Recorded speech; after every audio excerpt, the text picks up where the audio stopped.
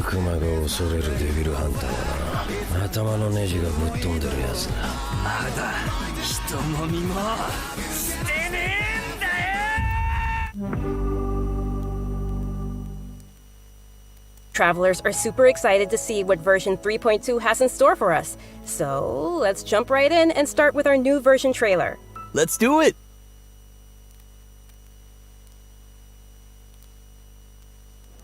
Imagine this. We have orchestrated our plan and successfully rescued Lesser Lord Kusanali. We have changed Sumeru's entire political landscape. Huh? Did I just see something dart by? Having the doctor gone benefits him as well as us. Amazing. So this is how it feels to walk out of that cage with my own body. Yeah!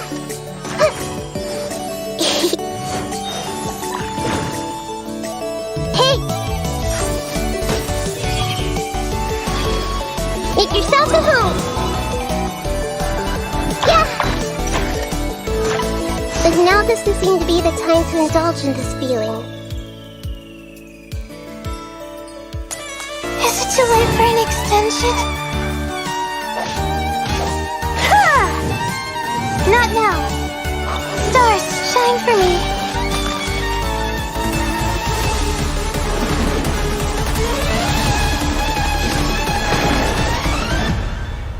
Luckily, there is still some time left for me to take care of everything before I leave. So, you think this is over? Wait. No. I can't. That's the secret hidden by Ermin's soul concerning the truth of this world. The Balladeer has already become a god? No wonder your own people have abandoned you, God of Wisdom.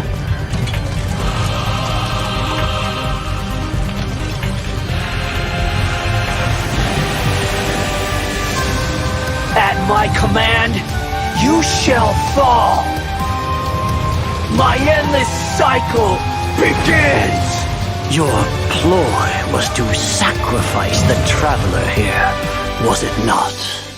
Nilou, are you sure about this? You're taking such a great risk for them.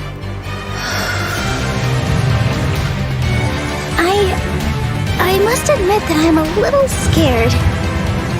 But I'll try my best for Lesser Lord Kusanali. Hithem's plan is even more radical than I imagined. Brothers, let's show them we Eremites are not to be messed with. Quasar, you've betrayed all of Sumeru, betrayed its Archon. Creating a god. We are using human wisdom to create a god. Let us reenact the scene of the Archon War. Come and inaugurate my birth as a god.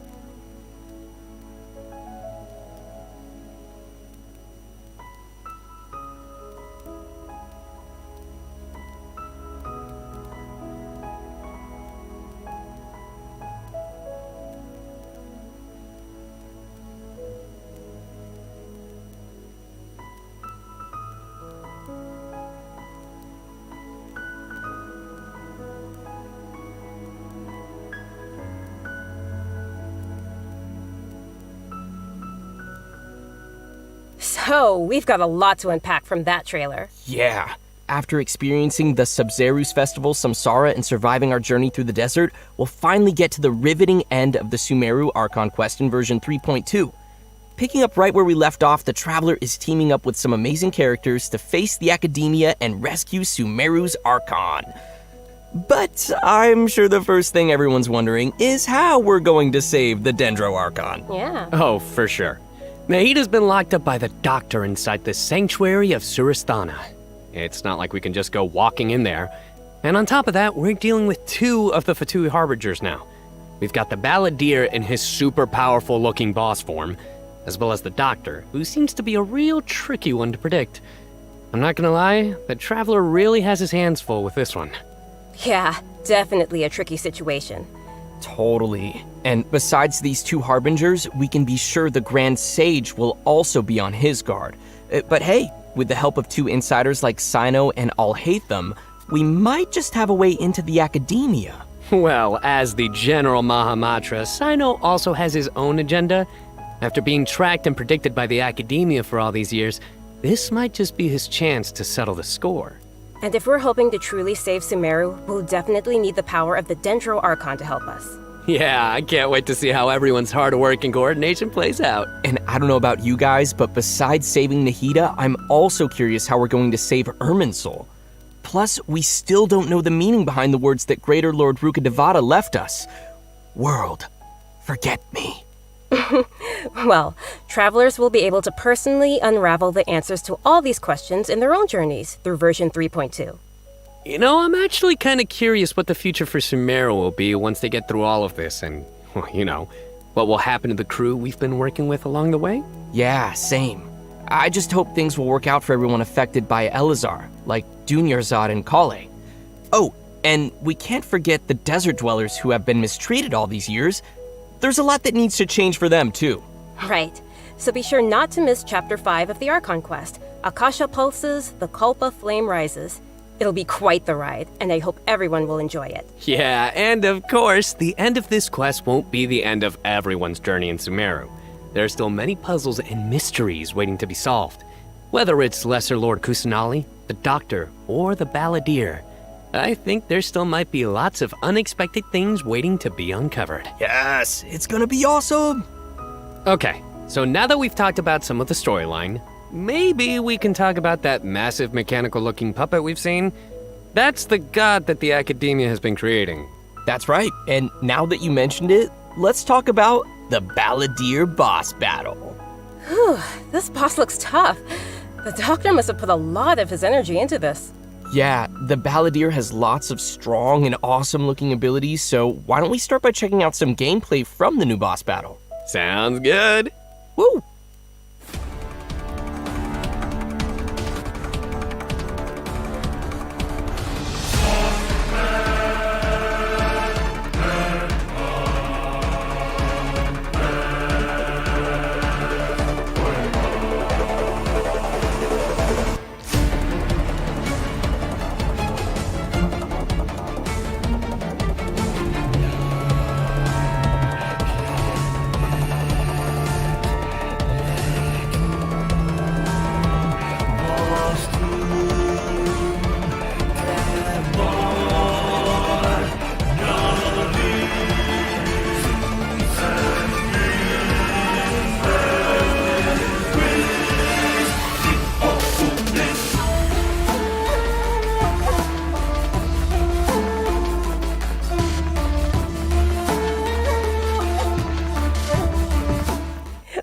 Wow, just look at the size of it.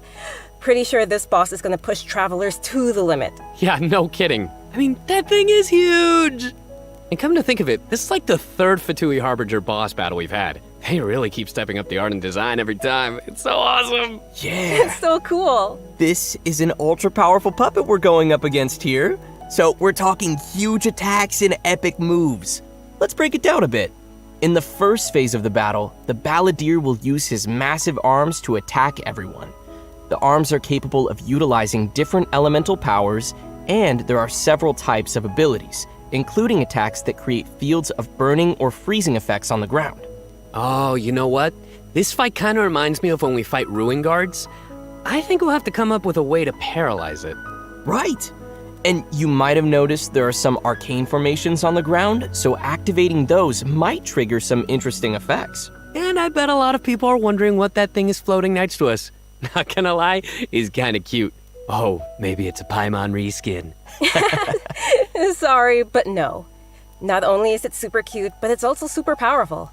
Travelers will need to charge energy for this little helper and use its special skill to counter the boss in battle. A helper in a boss fight. Yeah, that's definitely not Paimon. Once the Balladeer has transformed into this massive form, our usual attacks won't deal any tangible damage to him. So, the only thing capable of breaking through his defenses will be our little helper that we just mentioned. There will even be some moments in the fight where travelers will need to use an aiming mode to attack the boss's weak points. Oh, who would have guessed that little thing would be so important against a boss the size of the Balladeer? I know, right? They also use some amazing special effects for all of the Balladeer's moves. Speaking of which, the cosmic appearance, the spacey special effects of his skills really kind of remind me of the Raiden Shogun skills. Ah, you're right. And seriously, I can't wait to check out this new boss fight. I'm so hyped! Yeah. So now that we've covered the new boss battle, I think it's time to introduce the first of our new playable characters coming in version 3.2. Let's welcome Lesser Lord Kusanali, aka Nahida. Yay! Hey, finally! After everything we've experienced in the story so far, I think Nahida's already like a good friend to us. It's seriously so crazy what we've been through. Oh, I'm so happy to hear you say that, Zach. Okay, so throughout our journey, maybe everyone's already noticed some of the unique, yeah, let's call it that, unique metaphors that Nahida likes to use. And yeah, they can be pretty out there. Or sometimes she'll use really childlike language to describe some deep or profound idea. But the truth is, she has yet to set foot in the outside world since she was born. To her, all the knowledge that she has in her mind is like pieces of scenery that she's never seen with her own eyes. Totally. It's really hard to imagine that the god of wisdom had been locked up for 500 years. Just makes me upset just thinking about it. But I'm sure everything will work out sooner or later. If travelers would like to spend more time with Nahida, then be sure to check out Nahida's story quest, Sapientia Oromastes chapter. The quest will be available upon completing the Sumeru Archon quest. So be sure to check out the quest to learn more. It's nice that we'll get to spend more time with her, but I want to see Nahida in battle. What you got for us, Kimberly? Oh, I've got lots to share. But before we get to that, let's have a quick peek at Nahida in action. What they say is true. You have to see the world for yourself to appreciate how beautiful it is.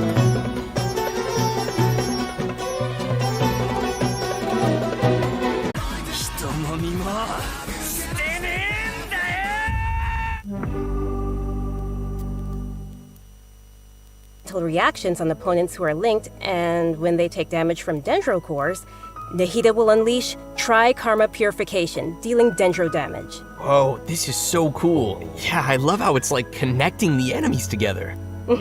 Outside of combat, Nahida can use her elemental skill and enter the aiming mode we just mentioned to interact with certain harvestable items, allowing her to collect items directly to the inventory from a distance. Whoa, wait. Being able to harvest materials like that is gonna be so cool. That'll really save us some time. Yeah.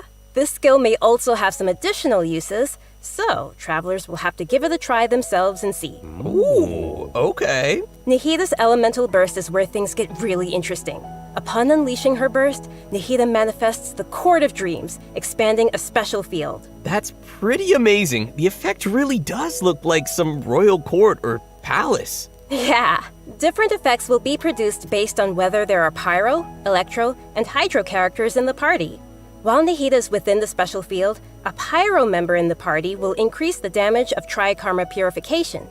An Electro party member will decrease the intervals at which Tri-Karma Purification is triggered, and a Hydro party member will cause the duration of the field to be increased. If there are at least 2 party members of the elemental types I just mentioned, then the effects will be increased further. Whoa, this is blowing my mind right now. We'll really have to focus on which effects we want to achieve and put some thought into our team's composition. Right? A key thing to remember is that these effects can be triggered while Nihida is not on the battlefield, as long as the active character remains in the special field radius. Nice. Also, in addition to Nihida, we have one other character joining us in version 3.2. That's right. She's a very peculiar academia student. Her name is Layla. Most days, she looks super tired and anxious, which seems to be a direct result of her relentless struggle with her studies. Yeah, and not only is she frail and anxious looking, but she also studies astrology. So it's no wonder people around her might consider her a little strange and mysterious. And even though she's always groaning about her studies, most of Layla's research work is actually fine overall. It's just her lack of confidence that's really holding her back. And that's when her unusual ability comes into play. And her ability is sleepwalking. Yeah. While she is sleeping, Layla unleashes her true self, allowing her to regain the confidence she needs and activate the talents and strengths she's had all along. As soon as she starts sleepwalking, her unfinished papers no longer seem like the monumental tasks they were, and she completes them in no time. This is definitely something only Layla can do.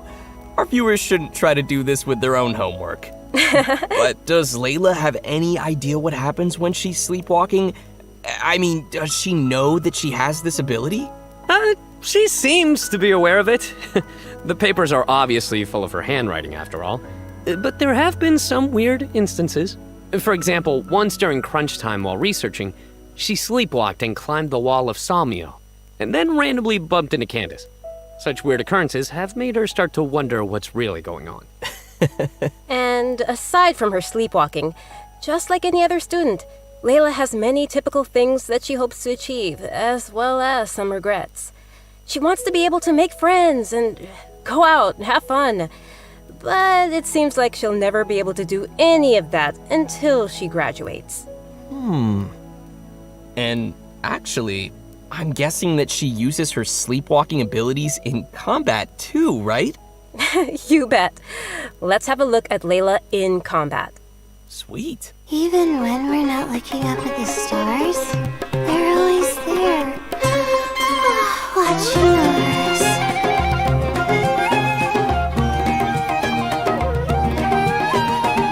My guiding stars!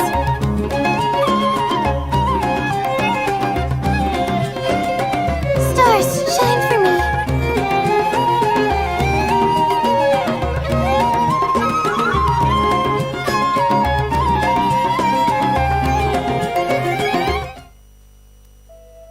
It almost looks like she's sleeping while being protected by the shield. This shield not only protects Layla, but also creates night stars while it is active. When a character protected by the shield uses an elemental skill, more night stars will be created. Once 4 night stars have been accumulated, they will transform into homing shooting stars, dealing damage to any opponent's hit. Ooh. Night stars. I love how her skills have a starry theme. It ties into her studies. Yeah, throughout the skill's duration, each time a night star is accumulated, the shield strength will increase. This effect can stack up to a maximum of 4 times. Whoa. Layla's elemental burst unleashes a dream sphere that constantly fires starlight slugs at opponents within its AoE, while also generating night stars for Layla's shield. As a talented Ratawa his student, Layla also comes in handy when crafting. When Layla crafts character talent materials, she has a set chance to receive double the product. Nice. Sweet. Anyway, when can travelers expect to see these new characters available in-game? Great question. That brings us to our new event wishes. In the early part of version 3.2, Nihida and Yoimiya will be available. In the later part of the version, we'll be seeing rerun event wishes for Yaemiko and Tartaglia, and Layla will become available for the first time. Also, a new 5-star weapon, 1,000 Floating Dreams, will be appearing in the new weapon event wish. Oh, nice. By the way, I've heard that Layla's been getting ready recently to participate in Sumeru's Beast Tamer tournament. But before we get into that, I think it's time for us to take another break. We'll be back with the latest info on events coming in the version update. I know what you're thinking. It's time for redemption code. You guys get it? Boo. I know. All right, that's enough.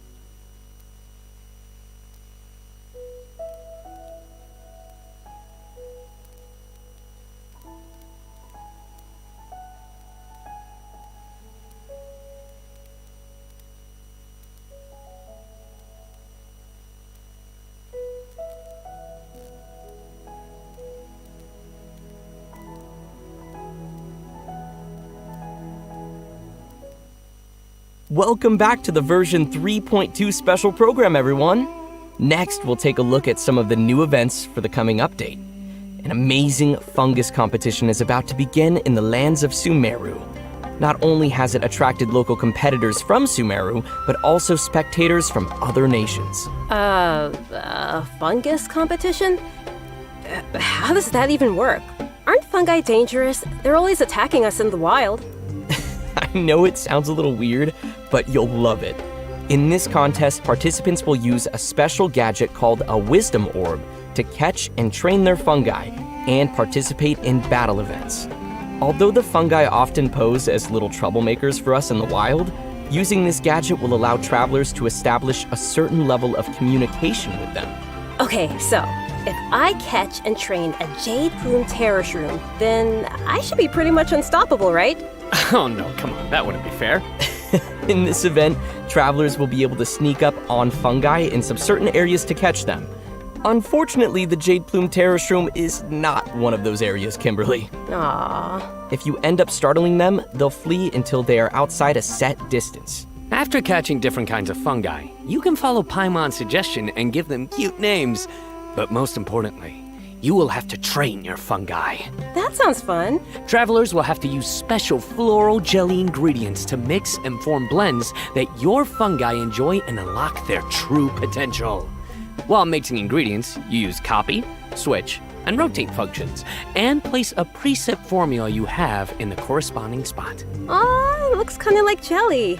I bet Paimon's gonna be all over that. Hey, Paimon wouldn't ever do that! Well, I can tell why you didn't book that role. And with all these different kinds of fungi, they should have different abilities, right? Yeah, so to work on their abilities, we'll use something called the Special Training Mode. In this mode, there will be 2 challenge types, Coordinated Assaults and Zone Defense. Travelers will be able to command their fungi's abilities, have them coordinate their attacks against a single target, and control them to defend the Leyline Monolith. Aw, they're so cute. This is gonna be so much fun. I can't wait. Yeah, me neither. As will have to use characters' special abilities to complete specific objectives. For example, you may have to knock slimes into the goal by triggering an overloaded reaction with Yenfei's and Klee's attacks, or use Yelan's elemental skill to move quickly and dodge giant pinballs. Here are some others. Use Xiao's plunging attack to send platforms back to the ground, or use Beto's elemental skill to hit the ball. This sounds like some pretty unusual training. Yeah, and to make things even more interesting, this event will support co-op gameplay. Oh, this sounds like it'll be a lot of fun to watch. But what about objectives for characters that maybe we haven't unlocked yet? No worries, we got you covered. All the corresponding characters will be provided as trial characters in the challenges. Perfect. In addition to these events, version 3.2 will also feature an event for our players to put their skills to the test. This time, we'll have a new edition of the Hypostatic Symphony event. Nice. So, what changes can travelers expect this time around? The most notable change, of course, will be the addition of the new Dendro Hypostasis. That's right, the last member of the Hypostasis family will be officially landing in version 3.2. Besides serving as a new open-world boss, the Dendro Hypostasis will also be busy performing alongside its fellow Hypostases in the Hypostatic Symphony event. This time around, travelers will be facing challenges featuring the Dendro, Cryo, Pyro, and Hydro Hypostases. Before each challenge, travelers may select a buff effect to use. However, as you increase the difficulty, the number of uses will decrease and the enemies will become more challenging. So it'll be super important for travelers to plan the right moment to use these effects. So what options do we have once we run out of buffs? Travelers will still be able to use food and potions from their inventory. If you're aiming to just collect all the PRIMOGEM rewards, then don't worry, you won't need to up the difficulty too much. Okay, good to know. Whew. I, for one, will definitely not be upping the difficulty. And just like before, you may tackle the challenges together with your friends once they have joined your world. Great. We can help each other out. Oh, yeah. Now that we've covered the challenge event, let's take a quick look at a couple more casual events coming our way in the new update. First, we'll be finding inspiration for an illustrator in the Outside the Canvas, Inside the Lens event. And once again, we'll be working together with Lieben in Marvelous Merchandise. It's also worth mentioning here that some optimizations have been made for the photo event this time around. Everyone will be able to select from some preset angles and can make use of the rotate and focus functions to take better pictures. That's great. While you're out taking pictures, you may run into some interesting storylines along the way. So be sure not to miss Outside the Canvas, Inside the Lens. Man, I love these kinds of events. Sign me up. Yeah, me too. In addition to all these new events, we also have some news on system-related updates and optimizations. I'm really excited about the first of these, which is regarding the Serena Teapot. Starting with version 3.2, the Serena Teapot will be adding the long-awaited replication system. Wow, that's super amazing. Yeah. This feature will allow travelers to use sharing codes to bring designs from other travelers' teapots and implement them in their own, or share their own teapot designs. I know there may be some travelers out there who have seen some amazing teapot designs that they've wanted to also create themselves, but didn't have the ability or time to make it. With this new function, travelers will be able to bring that creativity back to their own teapot or share their creativity with others. Get ready to hit up your friends with amazing teapot skills. I can't wait to see everyone sharing their designs, especially with me. Which brings us to our final update to share with everyone. This one is regarding the game's available languages. Starting with version 3.3, which will be the update following this one, Genshin Impact will be adding Turkish and Italian to the game language settings. So, players who prefer to see the game's text and UI in those languages can look forward to that. The team truly hopes that travelers from all over the world can enjoy the game and start their own journeys through the world of Tibet. For further details, please check Genshin Impact's official channels and keep an eye out for future announcements and info. Wow, we've covered a ton of stuff. Seriously, it's a lot to take in. For sure. So now is probably a great time for our last redemption code. Oh yeah, let's go.